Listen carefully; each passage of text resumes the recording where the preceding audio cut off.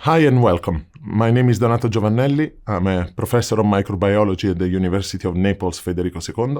And today I'd like to review with you some of the basic concepts in microbial metabolism, especially how they relate to geochemical cycle and their activity and their work in extreme environment. I'm going to start with some basic concepts you're probably familiar with, and we're going to move on to some consideration of the way microbes interact with the environment, with elements and with molecules in every environment out there, and especially under extreme conditions. First things you should all know, life is based on redox chemistry. So whatever the form of life you think on this planet, both phototrophs, they work with the energy from light, and chemolithoautotrophs, or chemolithotrophs in general, chemoheterotrophs as well, they work with the energy trapped within chemical compounds. Both of them, they actually react to redox chemistry. So what they're actually doing is using energy from a system, either chemical or photons, to derive electrons from thermodynamic reaction, redox reaction in this case. We often say that life needs a thermodynamic disequilibria. Well, the disequilibria life is using is actually a redox disequilibria. And there are three things that any life on this planet needs. They always need an electron donor, which is also known as the energy source for their metabolism. They always need a carbon source, which is the primary source of carbon used for metabolism, for biosynthesis, for building macromolecules and multiplying and repairing the cell and so on. And it needs, finally, an electron acceptor, which is where the reducing equivalent, the excess electron, and the electron left over from the chemistry the life carries out are released back into the environment and disposed of. So if you want, you can imagine this as being a triangle of what life needs, which is an electron donor, also known as energy source, a carbon source, and an electron acceptor. And the energy from the redox reaction between the donor and the acceptor is used to carry out chemistry, especially with carbon molecule, but not only. Every form of life on this planet needs this. There are special cases in which, for example, the electron donor and the carbon source, they collapse on itself and they are in fact the same molecule. We are an example of that. Glucose for us acts both as an electron donor and as a carbon source. But if you can identify donor, acceptor, and carbon source for any organisms out there, you can understand their metabolic needs, you can understand their interaction with the environment, you can understand their role in the environment. So keep in mind this, it's very basic, but it's very, very important as we progress. Typically, when we think about redox chemistry, we are thinking about a change in the oxidation state of an element or a molecule. And what we can do is we can measure that change in oxidation between two states of the same elements or similar molecules and measure their tendency to reduce or oxidize relative to a standard. So we do this, and we typically do it against what is known as the standard hydrogen electrode.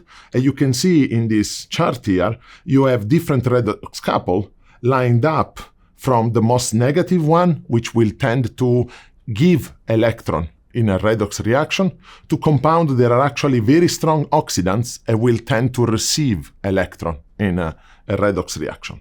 And for example, these things are lined up together, following exactly this, the electron potential against a standard, in this case, the hydrogen standard electrode. And what we do as humans, for example, is taking electron from glucose, which is down here with this redox couple with CO2, using the electron to carry out all interesting chemical, mechanical work, and then dump the electron into the oxygen that gets reduced to water. And humans do this, all animals do this, most of the heterotrophic aerobic microbes can do this. So this is, in essence, what we were discussing about, where the electrons are coming in, where the electrons are going. And if you ask me, and I don't know if you ever thought about what's the greatest evolutionary invention of life. If you ask me, I have a pretty different opinion from what a lot there has been out there, because many people discuss the membrane as being the way by which cells started to differentiate the inside from the outside, the self from the non-self. For some people, it's information in biology, which was one of the best evolutionary inventions of life. Some people think about motion, the eye, the brain, or social behavior, perhaps. If you ask me, I love the membrane, but not because can separate the inside from the outside, as normally is described, but because allowed biology to take a process that is normally a scalar process, so has no directionality, like a redox reaction, and make it vectorial. If you think about the basic mechanism of work of a cell membrane takes two alpha redox reaction, in this case the oxidation of hydrogen and the reduction of nitrate, puts them far away from each other, and has the electron going in one direction, while the protons are going another direction. Now, transforming a redox reaction that is typically scalar, doesn't have any directionality, into a vectorial process, having the split between electron and proton having in different direction and creating gradients, allows life to use the energy in the redox reaction to make interesting things, to make new chemistry, to move around, to sense, to do all what we know life is characteristic of. And I don't know if looking at this, you can remember another system that does exactly this, where electrons are going one way and protons are going another way. The system is actually Volta battery. It's exactly this. Volta realized that putting two metals close to each other, he had what is known as a galvanic reaction, which is actually a redox reaction. And if he just separated the two metals with an electrolyte solution where only protons could move but not electron, and had the electron move in another direction, so he divided the flow of electron and protons, he could carry out work. He essentially had electricity. And I would argue that biology is electric in the literal sense of the term, because all the reactions we do are based on splitting electrons from protons and having them go two separate ways in a way that allows us to do interesting work. Volta invented it, life evolved it 3.8 to 4 billion years ago. One thing that is very useful to think about in thinking about metabolism, thinking about how life interacts with the environment, thinking about redox reaction is something we know as Gibbs free energy. Now, this is useful to identify if a chemical reaction in general, but in our case a redox reaction, is spontaneous or not under the condition we are at that moment. So you might be familiar, for example, with the standard Gibbs energy under a standard state, this delta G of reaction with this zero at the top, which is very, very different. That's actually the Gibbs free energy that is normally reported in textbook. But that's very, very different than the reaction energy of the specific redox or chemical reaction under in situ condition. Because the standard state Gibbs free energy is not considering the composition of the environment, the condition of the environment. For example, the pH and similar things. That actually can have a very big effect on whether the reaction is energetic or not, is spontaneous or not. So while true that negative delta G, negative Gibbs free energy reaction are exergonic, they provide energy, they are spontaneous, you should always look if you are thinking about under standard state or you are thinking about a reaction under in situ condition, because these two have big difference. And I'll show you. This is a reaction known as sulfur comproportionation. So basically, we'll get into the details of what I mean in a second. Basically, hydrogen sulfide here, which is a reduced compound, an electron donor of the redox reaction, and sulfate, which is a powerful oxidant in the sulfur series, is the electron acceptor. They both react together, giving elemental sulfur. And colleagues here have calculated the energy associated with this reaction for a number of temperature and pH conditions out there. And you can see that while a neutral pH, for all the temperature investigated, we have an energy of 0 or above. In other words, this reaction does not happen naturally. You need to provide energy for this reaction to happen. As your temperature becomes lower and your pH becomes lower, you actually get a pretty good amount of energy out of this reaction. So a reaction that under standard state does not show the capability of supporting life under in situ condition, in this special case, low pH and low temperature, might instead provide enough energy to support microbial growth. So the difference between the energy of a reaction, the Gibbs free energy of a reaction in standard state versus in situ condition might be pretty big, and you need to consider this. Another thing that is often misunderstood when you think about redox reaction is the way biology carries out this reaction. Now, take this reaction up here. Molecular hydrogen reacting with oxygen gives you water. Now, we know this is a very exergonic reaction, is a violent reaction, is explosive reaction. So much so that, for example, NASA is using it for the space launch system. So we use it as rocket fuel, literally, to go to space. But you should also know that there are microbes that can actually use the same reaction. Hydrogen plus oxygen gives you water. Those microbes have a special name. They're known as null gas bacteria, and they're found in a number of extreme environments, especially in marine geothermal environment, where they couple the oxidation of hydrogen that comes from geothermal sources with the oxygen that is present in the water column. Now, clearly, when these microbes are reacting hydrogen with oxygen, they don't do it in a way that makes the full energy be free at the same time. In other words, the two-half reaction, the oxidation of hydrogen and the reduction of oxygen, are not happening at the same time, but they're actually separated in space and time. And the way biology does it is through enzymes. You can see here the enzyme complex of the nickel-iron hydrogenases that is actually oxidizing the hydrogen. Then the electron are transported and the proton are moved somewhere else.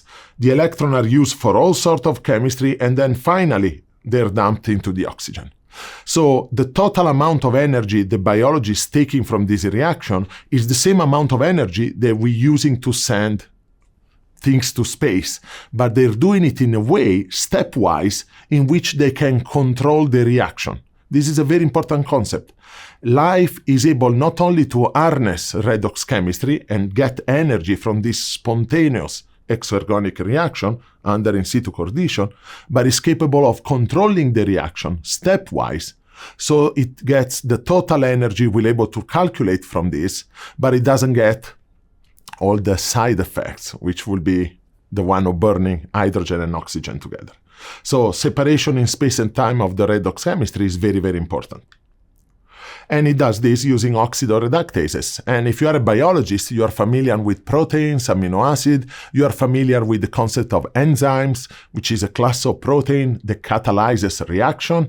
And oxidoreductases are just a class of enzymes that catalyzes redox chemistry.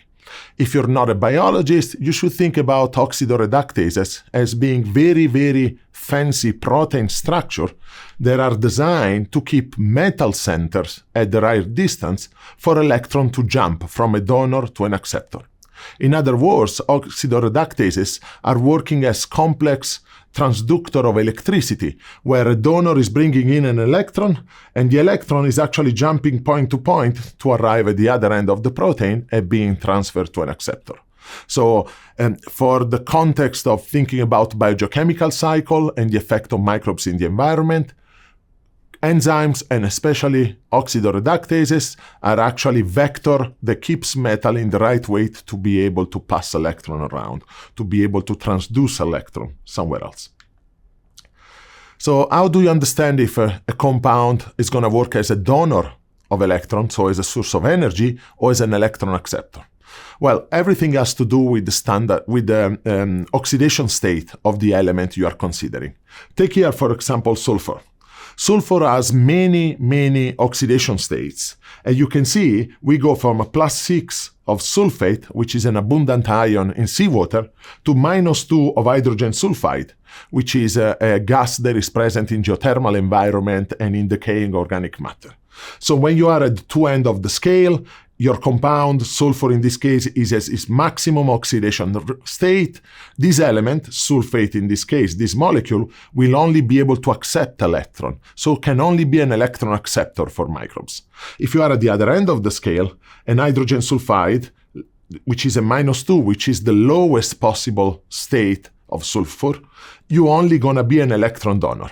Once you are in between these, you can see here pyrite, elemental sulfur, you can see thiosulfate, tetrathionate.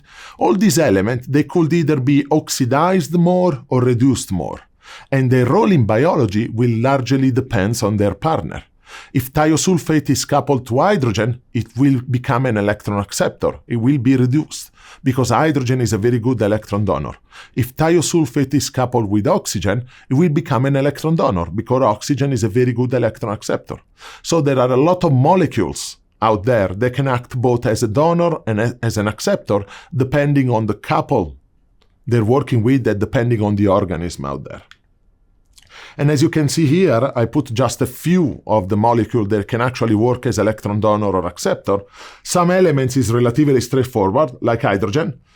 Molecular hydrogen is a great electron donor and only goes one state. Some molecules might be more complex. Carbon goes from -4 to +4, and there's a number of intermediate states here. Nitrogen from -3 of ammonia to +5 of nitrate, and there's a lot of intermediate can cycle too. So all the one in the middle can be both donor or acceptor. They can be oxidized or reduced by microbiology. And as you can see, we can move into more fancy things like iron, manganese, arsenic, selenate, for which there are microbes that can actually use this molecule as donor or acceptor depending on the oxidation state. I'll give you few examples of how we name this. So let's go back to our nitrogen compounds here. We have nitrate, nitrite, and all the way down to ammonia -3. And as you can see here, we could couple the oxidation of hydrogen to the reduction of nitrate to ammonia for a complete jump of 8 electrons all the way down. We're going to change the oxidation state of nitrate from +5 to -3. That's a lot of electrons and a lot of energy to get. The other way around, we could take ammonia and oxidize it with oxygen to make nitrite. That's a 6 electron jump. It's still a big jump, a lot of energy, but there's a little more that can be gained up here, from nitrite to nitrate. Some organisms will be able to do the last step of oxidation. So in this case, nitrite, which is already very oxidized, will act as electron donor, is going to be oxidized a little more. And then there are more fancy and complex things biology can do with this. One is called comproportionation. Basically, you're taking two compounds of the same element, like nitrite and ammonia, and one is acting as donor and one as the acceptor, and you end up with the N2, the nitrogen. So you are taking two elements, two molecules of the same element, and you bringing them, equalizing them at the same redox state, which is an intermediate redox state. Or you can do the opposite, what is known as disproportionation. You get something in the middle, like nitrous oxide, and you can bring it up and down. So basically, electron from one will go to the other and move away. You take multiple molecules, in this case 2 molecules, and then you're going to split it. Now, biology is able to do all this. The caveat here is that not always we know organisms that are capable of doing this reaction. For example, the top one is very well known in marine environment and everywhere on this planet. It's called dissimilatory nitrate reduction to ammonia. The second one, the ammonia oxidation, is fundamental on the deep ocean and is responsible for a lot of the carbon that is fixed into biomass into the deep ocean by archaea, ammonia oxidation. The third one, anamox, the anaerobic oxidation of ammonia, is actually widespread in marine sediment and anaerobic ecosystem, was discovered around 35 to 40 years ago, and is fundamental because it's a competitor of the use of ammonia and nitrite versus other primary producers. For the nitrogen cycle specifically, the fourth one down here, we don't know it because we never found an organism that is capable of doing. We know this reaction is exergonic, is thermodynamically favorable, theoretically possible, we just have not found an organism that can do it yet. And if you think about the sulfur, is the opposite. In sulfur, we know very well the disproportionation, but we never found comproportionation of sulfur. So there's still plenty we don't know in the environment about this reaction. Now, I'm telling you this because when you think about biogeochemistry and elemental cycle, we talk a lot about biodiversity, but in terms of metabolic reaction, the majority of the biodiversity out there is actually pretty boring. You see here whale, ants, zooplankton, phytoplankton, a forest. Metabolically speaking, all this diversity here does only two things. Either burn sugar with oxygen or makes sugar starting from water and CO2 using light. So it's either oxygenic photosynthesis or aerobic respiration. Now, this is not a lot of diversity if you think instead of the wide range of molecules and elements that microorganisms can cycle, and they do cycle them, especially in extreme environment. And I don't know if you ever done the childish game of taking a periodic table and coloring the periodic table, asking yourself what element can life use. So some colleagues have done this, and as you can see, it's easier to count the cells that remain white than to actually count the cell that we colored, because biology is using a lot of the periodic table, either directly to build macromolecule or indirectly as a source of energy or as for electrons or as metal center in their protein. And the question of how many elements can life use is actually still an open question. Just in the last 10 years, we have discovered enzymes that use lanthanum and cerium as catalytic center in the methane cycle globally, specifically in the aerobic oxidation of methane, which is very relevant in a number of extreme environments. We always thought that rare earth elements were not interacting with life. Instead, we found new enzymes that use these elements, and not just lanthanum and cerium. We have report now of niobium as well as being used. So even a basic question like how much of the periodic table life can interact with is still an open question. And if you try to make a list of the type of electron donor and electron acceptor that life can use, the list becomes very, very big quickly. Now, I stuck here with just a few of the main molecules we know life can use. As you can see here, we have nitrogen, reduced nitrogen and sulfur compound, reduced carbon compounds, iron, arsenic, hydrogen, and there's a number of them. And in the acceptor, you can add things that are even more interesting, like arsenate, uranate, tellurate, selenate, a number of elements that normally we don't think about when we think about metabolic reaction, microbes, and energy, but they're actually used by microbes to derive reaction. And so you can take reaction like this, and if you can, you should try to identify which one is the electron donor, in this case ammonia, which one is the electron acceptor, in this case oxygen, and what is being transformed to. Because while these three reactions, they all have ammonia and oxygen, the organism that is carrying them out is actually going in three very different directions. So dinitrogen, nitrite, and nitrate. And so if you can start to read this reaction and you can think about the metabolism that an organism is carrying out, you're going to be able then to relate the organism to its environmental context and to the biogeochemical cycle that's happening there. A colleague once tried with this group to write down only for the SNOPS element, carbon, hydrogen, nitrogen, sulfur, and oxygen, all the valid redox reaction under in situ condition that could be used by life to get energy. He also added a couple minerals there containing iron, but he did not put any of the fancy elements, no tellurate, no arsenate, no selenate, no manganese, just the basic elements plus a couple of minerals of iron. And he wrote down more than 1,500 reactions. These are redox reactions that are spontaneous, or at least they are thermodynamic favorable under the condition at which they were calculated, and life could use for energy. Now, could is important because if you try to do another simple exercise, which is take these redox reaction and map them on the tree of life, we cannot do it because we're not able to culture a lot of the microbial diversity out there. We are not able to assess exactly what reaction they're carrying out. And so there's still a lot of gray area as of who's carrying out what reaction in the environment, which is actually very, very important in linking back with biogeochemistry, geochemistry, and the functioning of our planet.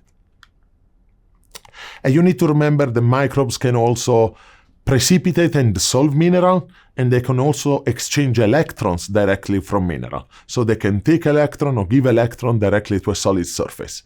Now, I put here three very basic examples of minerals life is able to interact with. First one is a pyrite rhomboids, very common in sedimentary environment where sulfate reduction is being carried out by microbes.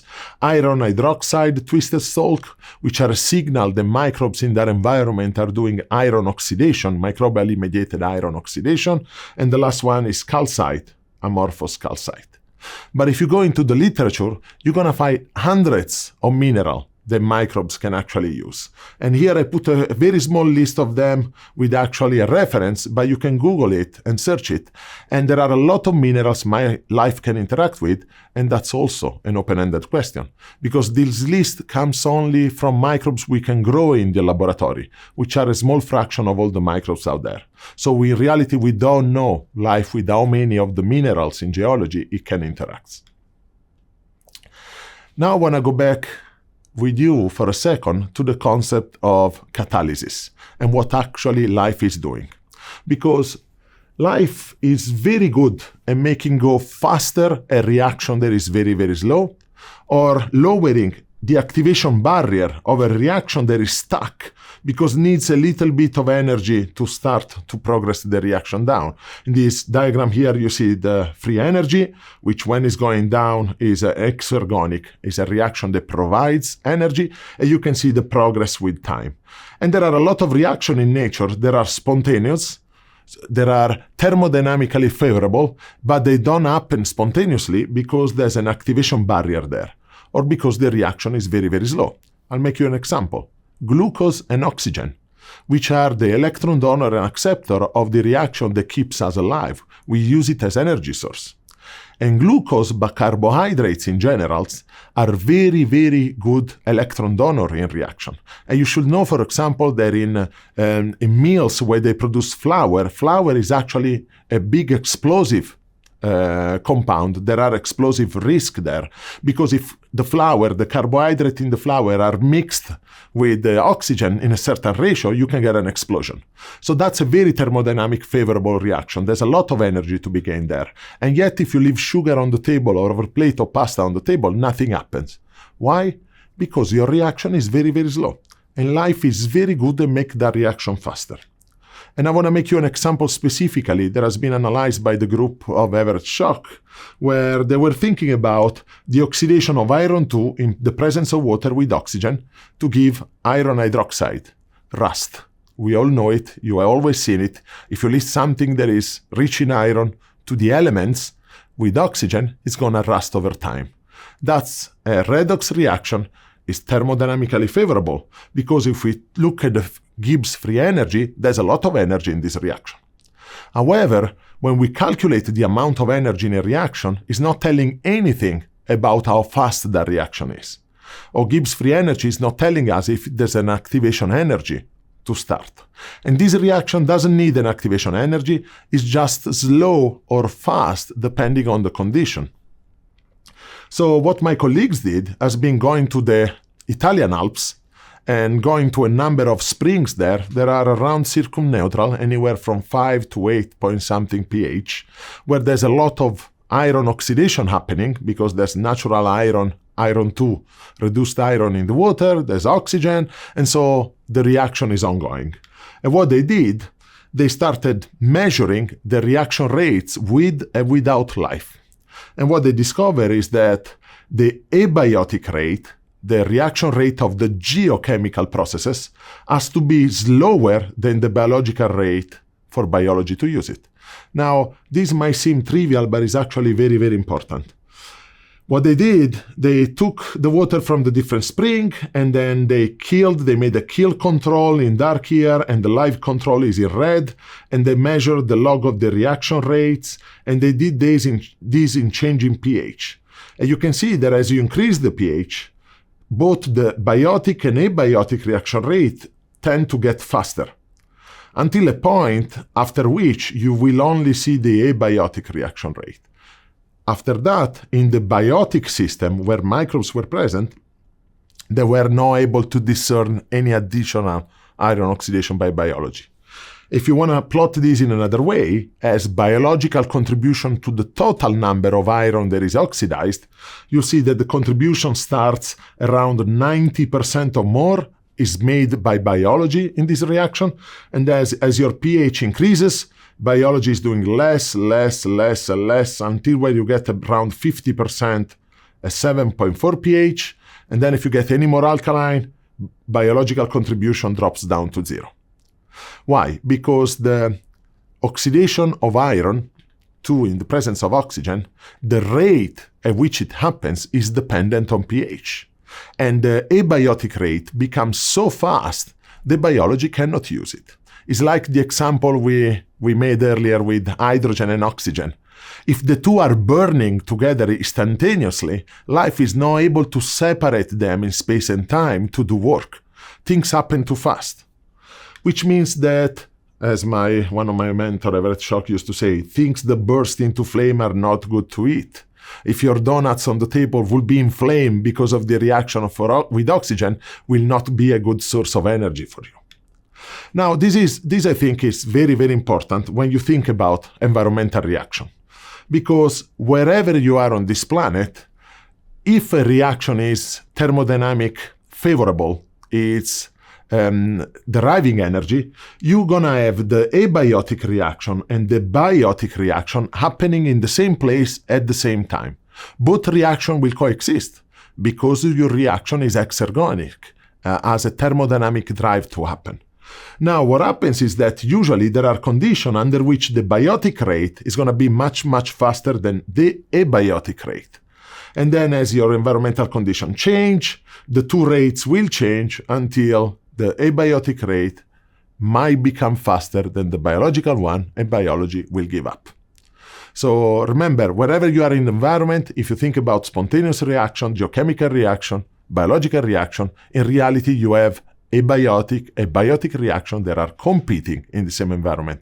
And the relative contribution will depend not on the energy of the reaction, but the rates at which the reaction are happening.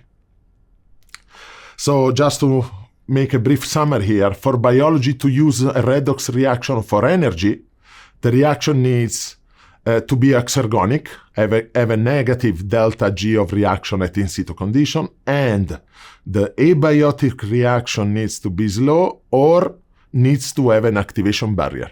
So this is the basic condition that dictates whether a reaction can or cannot be used by biology out there.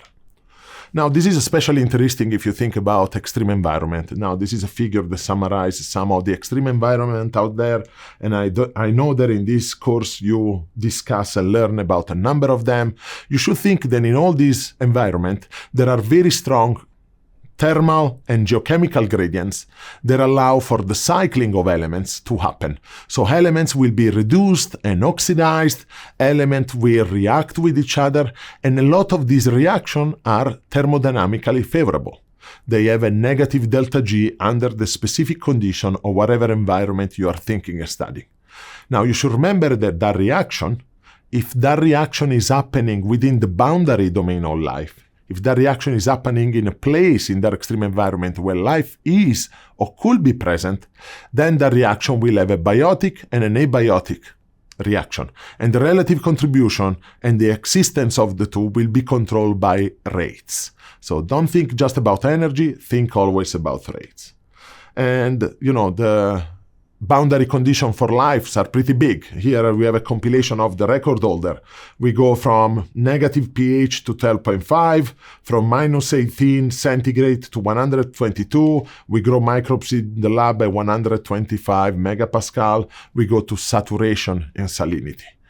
And remember also that this boundary of life, the limits of life, are a moving target. Just for temperature, we've been raising the theoretical maximum temperature for life year after year after year in the past 40 or 50 years. And we actually don't know where the limit in the environment is. We can grow microbes in the lab up to 122, but most probably in the environment they could go a bit higher. Some people believe 125, 130, or 135. So at the end of the day, if your abiotic reaction, this is a diagram of pressure, salinity, temperature, pH condition of our planet. If your abiotic reaction, if your condition, if your system, your process that you are studying is happening within this domain, think that there could be life in that domain, overlapping with whatever reaction you're thinking about and contributing to it. And whether it's contributing or not depends on the rate of that reaction. So to summarize everything, biology is based on redox chemistry and electron flow. The number of elements used in redox reaction that biology can use is enormous, and we have not mapped it yet. There's a lot of work to do there. For life to use a thermodynamic favorable reaction, is not enough that is favorable. The abiotic reaction, the geochemical reaction, needs to be either slow or needs to require an activation energy to start. And when a favorable reaction is within the domain of life, in other words, you are in the boundary condition where life could exist, then remember that probably you have biotic and abiotic contribution to the reaction, and disentangling and understanding these two is very, very important to study your environment, to understand the contribution of life, to understand the impact of life on the geology. Thank you very much.